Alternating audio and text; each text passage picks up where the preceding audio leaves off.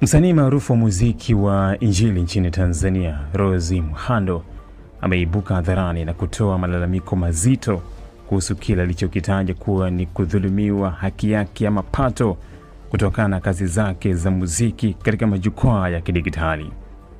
Kupitia taarifa yake, Rose Muhando amesema kuwa kwa takriban miaka 15 amekuwa akinyamaza na kuvumilia kwa moyo wote, akiamini kuwa haki yake ingetendeka, lakini maumivu aliyoyapitia yamemlazimu sasa kufungua mdomo na kusema.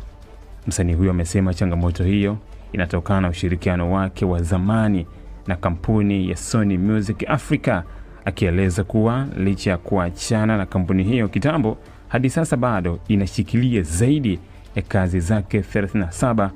na kukataa kuziachia. Ameongeza kuwa cha kusikitisha zaidi ni kwamba hapati hata shilingi moja kutokana